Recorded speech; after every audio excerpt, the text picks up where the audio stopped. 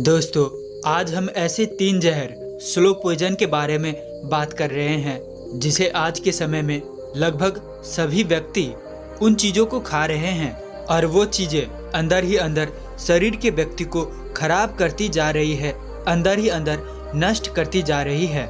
चाहे उसकी पाचन तंत्र हो, इम्यूनिटी हो, बाल हो, त्वचा हो, इन सभी चीज़ों को वो प्रभावित कर रही है। साथ ही साथ मानसिक तल पर भी वो व्यक्ति को चिंता तनाव की स्थिति में डालने का काम कर रही है। तो अगर आपको अनेक स्वास्थ्य संबंधी समस्याओं से बचना है तो आज के इस वीडियो को अंत तक देखिएगा दोस्तों। बीच में छोड़िएगा तो कुछ भी नहीं समझ में आएगा। आधा अधूरा ज्ञान हमेशा हानिकारक होता है। आधा अधूरा ज्ञान किसी को नहीं लेना चाहिए।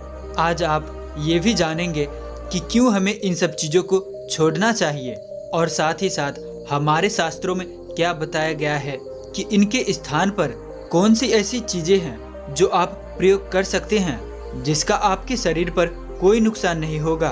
इन चीज़ों को छोड़ने में आपको कठिनाई इसलिए नहीं होगी क्योंकि हम वीडियो के लास्ट में इसका विकल्प भी बताएंगे कि इनको छोड़ना है तो दूसरी कौन सी चीज़ें हैं जिनको आपको प्रयोग करना है। तो इसे समझने के लिए हम चलिए सबसे पहले भगवान महात्मा बुद्ध की एक उपदेश को सुन लेते हैं। फिर हम जानेंगे कि कौन सी 3 ऐसी चीज़ें हैं जिसे हमें छोड़ना है जो कि हमारे शरीर के लिए एक स्लो पॉइजन है, धीमा जहर। तो चलिए सुनते हैं उपदेश को। एक दिन बुद्ध के पास एक युवक आया। उसने भगवान बुद्ध से कहा कि मैं अपनी बुरी आदत को छोड़ना चाहता हूँ। महात्मा बुद्ध ने पूछा कि कौन सी बुरी आदत है। युवक बोला, मैं शराब पीता हूँ, जुआ खेलने की लत है और बहुत सारे बुरी आदत हैं जिन्हें कहते हुए हमें शर्म आती है। आज ही ये सब छोड़ दो। भगवान महात्मा बुद्ध ने कहा, ये सब आज से ही छोड़ दो। युवक बोला, एकदम से कैसे छोड़ दूं? धीरे धीरे ही तो छूटेगा। तभी भगवान बुद्ध ने युवक को एक घटना सुनाई।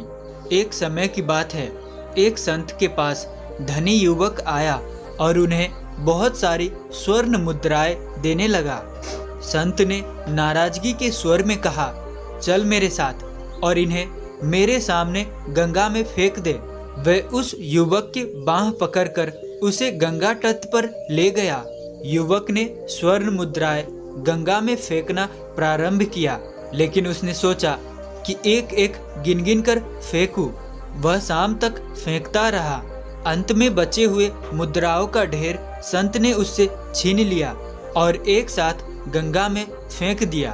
संत ने युवक से कहा कि इन स्वर्ण मुद्राओं को एक साथ ना फेंक कर तुमने जिस तरह गिन गिन कर फेंका उससे 2 बातें खुलकर सामने आई है।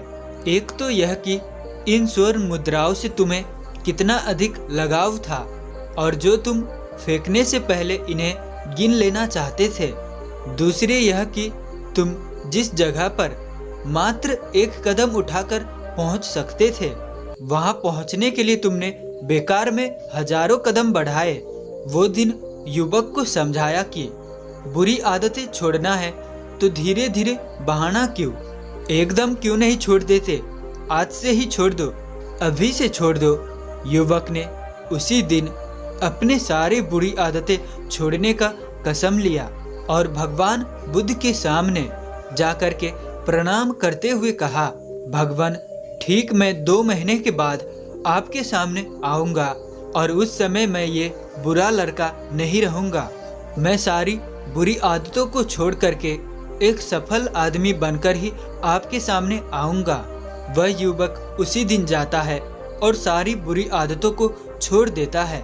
एक ऐसे काम को शुरुआत करता है, उस काम में पूरी जी जान लगा करके उस काम को करता है और 2 महीने में ही उस काम से उसे उसको नई ऊंचाई तक पहुंचा देता है और वह अपने जीवन में बहुत खुश हो जाता है। अब उसकी खुशी से देख करके घर वाले, उसके गांव पास पड़ोस सभी बड़े खुश होते थे। इस लड़के में अचानक ऐसी क्या बदलाव आ गया? इसने अचानक ऐसा क्या कर दिया कि इसके जीवन एकदम से खुशमय हो गया? तो इस तरह से वह युवक अपनी बुरी आदतों को छोड़कर सफल और खुशमय जीवन बिताने लगा। तो दोस्तों, इस उपदेश से आप क्या सीखते हैं कमेंट में बताएं और साथ में कमेंट में नमो बुद्धाय जरूर लिख देना। चलिए अब जानते हैं स्वास्थ्य से संबंधित जानकारी। कौन सी वो 3 चीजें जो धीमा जहर है, हमें छोड़ना ही छोड़ना चाहिए। आप समझे कि हमारे शरीर को संचालित करने के लिए ऊर्जा की आवश्यकता होती है। ये कहाँ से मिलती है? ये ऊर्जा हमें ग्लूकोज से प्राप्त होती है। तो ग्लूकोज हमारे शरीर के लिए अच्छा है, लेकिन यहाँ पर ये समझना होगा कि किस माध्यम से हमें वो ग्लूकोज प्राप्त हो रहा है और कितनी मात्रा में हमें वो चाहिए। क्या उसकी गुणवत्ता है? कहीं उसमें केमिकल तो नहीं है? अगर केमिकल उसमें इतने अधिक मिले हुए हैं कि वो हमारे शरीर को नष्ट कर रहे हैं, तो उसको तत्क्षण छोड़ देना पड़ेगा। यहाँ पर जो हमारा पहला धीमा जहर है वो है चीनी। चीनी आपको पता नहीं है कि ये हमारे शरीर को कितना अधिक नुकसान पहुंचाने वाली चीज है। आप उसे खाते रहते हैं, बाजार में गई कोल्ड ड्रिंक ले ली, मिठाइयाँ ले ली, कोल्ड ड्रिंक पीते रहते हैं। बहुत सारे ऐसे खाद्य पदार्थ, केक, बेकरी आदि आप खाते रहते हैं। इनमें कितनी अधिक चीनी है ये आपको देखना होगा और आपको छोड़ना होगा इन चीज़ों को, क्योंकि ये बहुत अधिक अंदर ही अंदर आपको नुकसान पहुंचा रही है। आपको आज पता नहीं चलेगा, लेकिन जब एक समय के बाद जब इसके नुकसान दिखने शुरू होंगे, तब आपको दिखेगा कि कितना नुकसान हमें इन चीज़ों से हो गया है। जो हमारे शास्त्रों में बताया गया है, गुड़ का अधिक महत्व बताया गया है। गुड़ में बहुत सारे पोषक तत्व होते हैं, उससे आपके शरीर में अच्छे प्रभाव पड़ते हैं। बहुत सारे इसमें एंजाइम होते हैं। भोजन करने के बाद भी आप थोड़ा अगर गुड़ लेते हैं तो ये आपके पाचन तंत्र को दुरुस्त करता है। जो आपकी लार गुड़ के माध्यम से जाती है वो भी पाचन तंत्र को अच्छा करती है। इसमें केमिकल की मात्रा बहुत कम होती है। आपको ऐसे गुड़ भी प्राप्त हो जाएंगे जिसमें केमिकल बिल्कुल भी नहीं डलते हैं। तो आपके लिए सबसे अच्छा क्या है? अगर चीनी के स्थान पर बात करते हैं तो गुड़, अगर दूसरे स्थान पर हम जाते हैं तो शक्कर का प्रयोग किया जा सकता है। शक्कर भी बिना मसाले वाली, गाँव में कहा जाता है कि बिना मसाले वाली शक्कर हमें चाहिए। तो इस प्रकार की शक्कर हमें मिल जाती है तो वो भी आपके लिए अच्छी है। अगर आप चीनी से तुलना करें तो कैसी भी शक्कर हो, वो चीनी से 1000 गुना बेहतर है। तो शक्कर का प्रयोग आपको करना है। तीसरे स्थान पर अगर हम बात करते हैं तो खांड का प्रयोग आप कर सकते हैं। खांड में शक्कर से अधिक कुछ केमिकल, कुछ चीजें डाली जाती है ताकि उसमें निखार आए, लेकिन वहाँ पे निखार के लिए ज़्यादा कुछ प्रयास नहीं किया जाता। उसका रंग थोड़ा काला भी रहता है तो वो ठीक समझी जाती है, बल्कि कुछ काला रंग होता है तो उसे ही ज़्यादा बेहतर माना जाता है। तो आप खांड का प्रयोग कर सकते हैं। और अंत में चौथे स्थान पर जो चीनी है, उसमें अनेक अनेक प्रकार के हानिकारक केमिकल डाले जाते हैं। अनेक अनेक प्रोसेस किया जाता है, जिसके कारण उसमें कोई गुणवत्ता नहीं रह जाती, उसमें कोई पोषक तत्व नहीं रहती। उसमें रहती है तो सिर्फ कैलोरी रहती है। कैलोरी के अलावा उसमें से आपको कुछ भी नहीं मिलता है। और एकदम से जब आप चीनी खाते हैं तो एकदम से आपके शरीर में जो चीनी का लेवल है वो बढ़ना शुरू हो जाती है और एकदम से शुगर का लेवल बढ़ता है। तो आपकी पेंक्रियाज उसी मात्रा में इंसुलिन का सिक्रेशन करती है। इंसुलिन की मात्रा एकदम से शरीर में बढ़ती है। फिर से आप मीठा खाते, फिर से बढ़ती है, फिर से बढ़ती है। जब इस तरीके से बार बार इंसुलिन की मात्रा बहुत अधिक बढ़ती है तो इंसुलिन रेसिस्टेंस एक स्थिति बन जाती है, जिससे कि सेल्स इंसुलिन को ग्रहण करना बंद कर देती है। इंसुलिन का काम क्या है? अगर आप इसको सरल शब्दों में समझे तो एक ताले को जिस तरीके से एक चाबी खोलती है, उस तरीके से ही सेल को खोलने का काम इंसुलिन करता है। सेल को इंसुलिन खोलता है और वहाँ पर शुगर जो है प्रवेश कर जाती है और सेल शुगर का पाचन करके वहाँ पर एक प्रक्रिया होती है, उससे ऊर्जा बना लेता है। लेकिन जब इंसुलिन रेसिस्टेंस की स्थिति बन जाती है उस स्थिति में सेल जो है वो इंसुलिन से अप्रभावी हो जाती है, यानी कि इंसुलिन शरीर में है लेकिन फिर भी सेल्स इंसुलिन से अप्रभावी होके खुलते नहीं है। फिर क्या होता है, आपके रक्त में शुगर का लेवल बढ़ना शुरू हो जाती है, क्योंकि वो जो शुगर है वो सेल के अंदर जा ही नहीं रहा है। इस प्रकार की जब स्थिति बन जाती है तो ये बड़े ही गंभीर स्थिति है और ये डायबिटीज की तरफ आपको लेकर जाती है। तो आपको समझना होगा, यूँ तो फलों से ही फ्रुक्टोज मिलता है, शुगर मिलता है, लेकिन वो सही तरीके से मिलती हैं। उसके साथ में पोषक तत्व भी होते हैं, कोई केमिकल नहीं होते हैं, साथ ही साथ उसमें फाइबर भी होते हैं और ये एकदम से आपके रक्त में जाकर शुगर की लेवल को नहीं बढ़ाता है, तो वो एक सही तरीका हो जाता है। लेकिन अगर आप ज़्यादा मात्रा में चीनी का प्रयोग करते हैं तो इससे ये बार बार शुगर बढ़ती है शरीर में और इंसुलिन प्रभावित होकर इंसुलिन रेसिस्टेंस की स्थिति बन जाती है, जो कि बहुत ही हानिकारक है आपके लिए, हमारे शरीर के लिए। और जब आप निरंतर मीठा खाते हैं तो मीठे का एडिक्शन होना शुरू हो जाती है। जिस तरीके से आपके मस्तिष्क पर किसी नशीले पदार्थ का प्रभाव पड़ जाता है, उसी तरीके से मीठे चीज़ का भी एडिक्शन हो जाती है। जब आप किसी मीठे चीज़ खाते हैं तब आपके डोपामिन जो होता है वो एकदम से बढ़ता है, लेकिन वो कुछ समय के लिए ही बढ़ता है, फिर से वो वापस नीचे आ जाता है। फिर से आपको क्रेविंग होती है और फिर से आपका मीठा खाने का मन करता है। अगर आप मीठा नहीं खाते हैं तो मानसिक स्थिति पर आप कुछ बुरा अनुभव करते हैं, जिससे कि चिंता, तनाव की स्थिति, डिप्रेशन की स्थिति और अधिक बढ़ती है। अगर व्यक्ति बार बार मीठा खाता है तो वो ओबेसिटी की स्थिति में चला जाता है, यानी कि ये एक मीठे का एडिक्शन आपको मानसिक रूप से भी बीमार कर रहा है और ये आपको मोटापा के तरफ भी ले जा रहा है। और जब ये मोटापा बढ़ता है तो मधुमेह हो या हार्ट की समस्या हो या अन्य कोई विकार हो, कितनी ही समस्या आपके शरीर में बढ़ती है। यहाँ तक कि ओबेसिटी का संबंध कैंसर से भी है। अगर आप बहुत ज़्यादा आपका मोटापा अगर बढ़ता जा रहा है तो आपके शरीर में जो संभावना है एक स्वस्थ दिखने वाला व्यक्ति की तुलना में आप में वो कैंसर की संभावना भी अधिक होगी। जो हमने पहले ही कहा कि आपको चीनी का प्रयोग बिल्कुल ही बंद करना है। कोशिश करनी है कि आपको धीरे धीरे से चीज़ों को छोड़ती चली जानी है। आपको सजग रहना है। आपको कोशिश करना है कि आप 15 दिन का, 20 दिन का एक नियम बनाएं कि मैं अब चीनी का बिल्कुल भी प्रयोग नहीं करूँगा, और उस समय पर आप गुड़ का प्रयोग कर देखें। तो ऐसा अगर आप करते हैं तो आपको अच्छे उसके लाभ दिखेंगे और धीरे धीरे इस चीनी को खाने की आदत, इस चीनी के लत से आप बाहर आ जाएंगे और आपको बहुत अच्छे स्वस्थ लाभ मिलेंगे। तो ये हो गई पहली। चलिए अब जानते हैं दूसरे स्थान पर जो बहुत जहर तुल्य चीज़ है, बहुत हानिकारक है, वो है रिफाइंड ऑयल। रिफाइंड तेल की जब प्रोसेसिंग की जाती है तो उसे आप समझिए कि किस तरीके से जहर बन जाता है। रिफाइंड तेल को निकालने के लिए वेजो से एक प्रोडक्ट का इस्तेमाल किया जाता है जिसे कहा जाता है हेक्सेन। हेक्सेन एक पेट्रोलियम प्रोडक्ट है।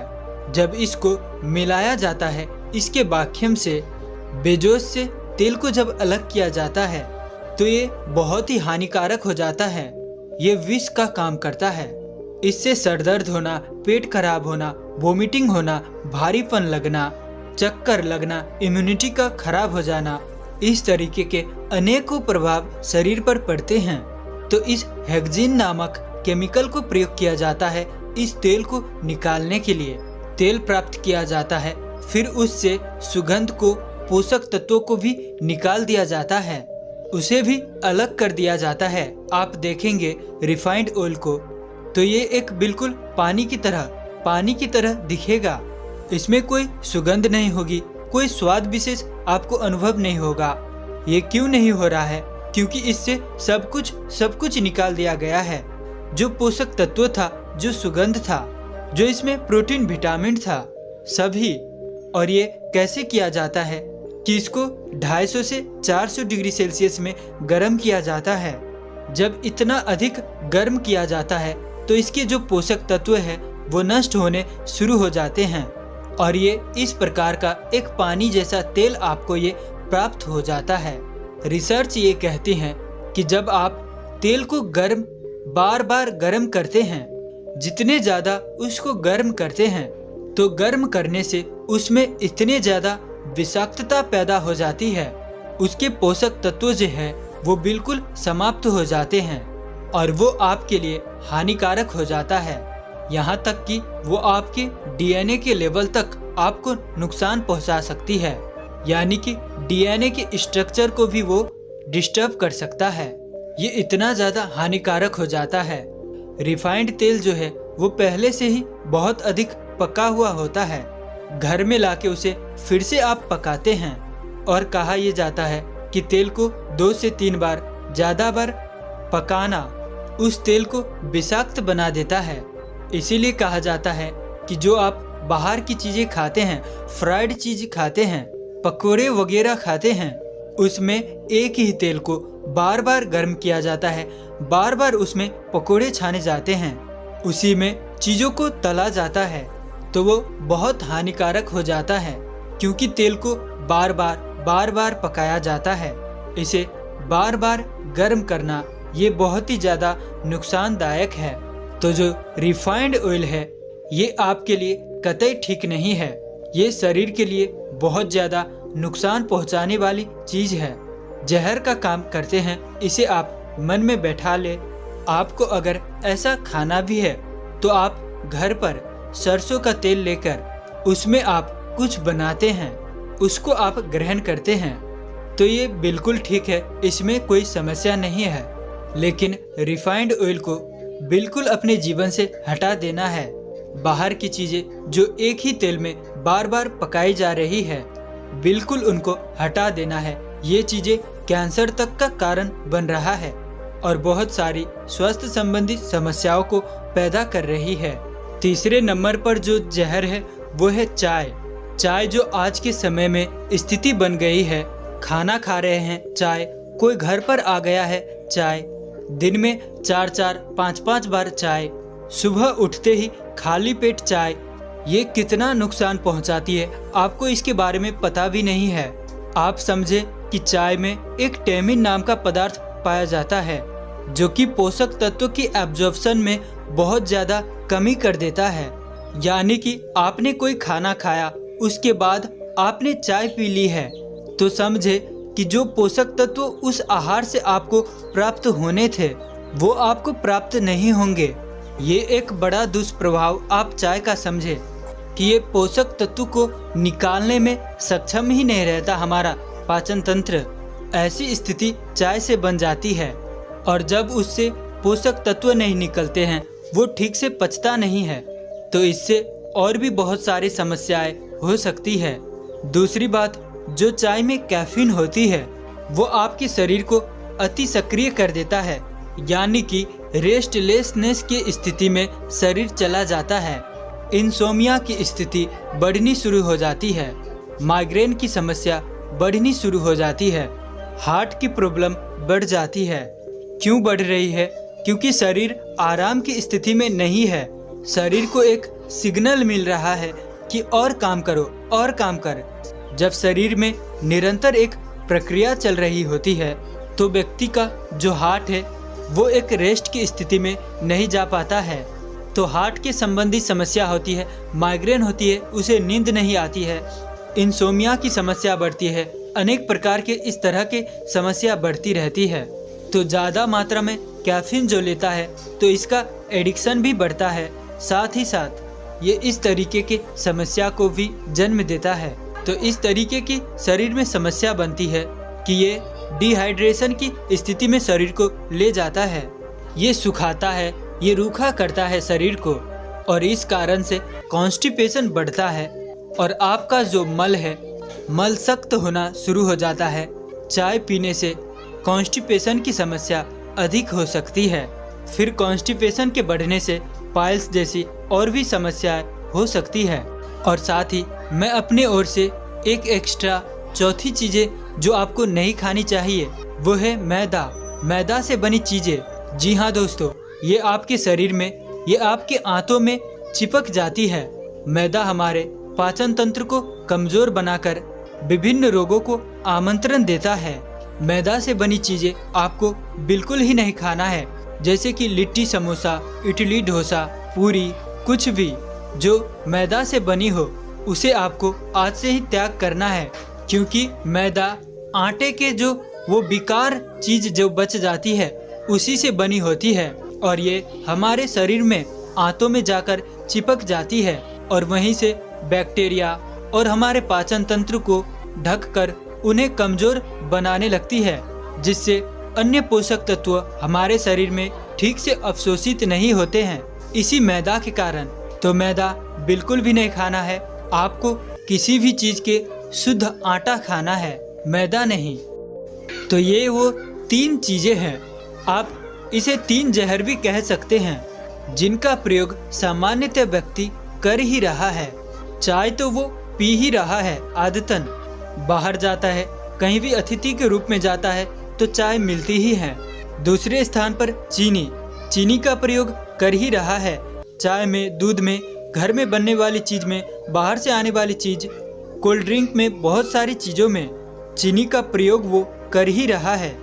और रिफाइंड ऑयल के प्रति भी वो सजग नहीं रहता। कई बार घर, कई बार बाहर, इस प्रकार की स्थितियों में व्यक्ति इन चीज़ों का सेवन करता रहता है।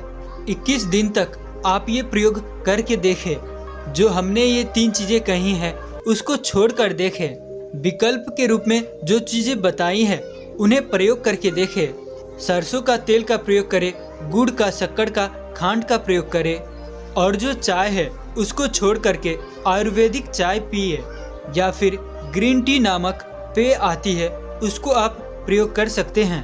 इन चीज़ों का अगर आप प्रयोग करते हैं, इन नियमों को आप फॉलो करते हैं, मात्र 21 दिन करते हैं, तो आप देखेंगे कि ये बहुत बड़ी बदलाव आपके स्वास्थ्य में ला देंगे। आप स्वस्थ रहेंगे। बच्चे, बूढ़े, नौजवान, स्त्री, पुरुष सभी करें। ये एकदम कारगर नियम है, सभी को फॉलो करना चाहिए, सभी को पालन करना चाहिए। ऐसा आप कर लेते हैं तो आप जीवन में कभी बीमार नहीं पड़ेंगे। आपका शरीर जवान और हृष्ट पुष्ट होता चला जाएगा। तो दोस्तों, आज की वीडियो में इतना ही। उम्मीद है कि आपको ये वीडियो अच्छा लगा होगा। तो वीडियो को लाइक और चैनल पर नए हैं तो चैनल को जरूर से सब्सक्राइब कर देना। तो अंत तक कहानी में बने रहने के लिए मैं किशन शर्मा आप सभी का दिल से बहुत बहुत धन्यवाद करता हूँ। तो मिलते हैं ऐसी किसी और नई वीडियो में, तब तक के लिए अपना ख्याल रखें। धन्यवाद।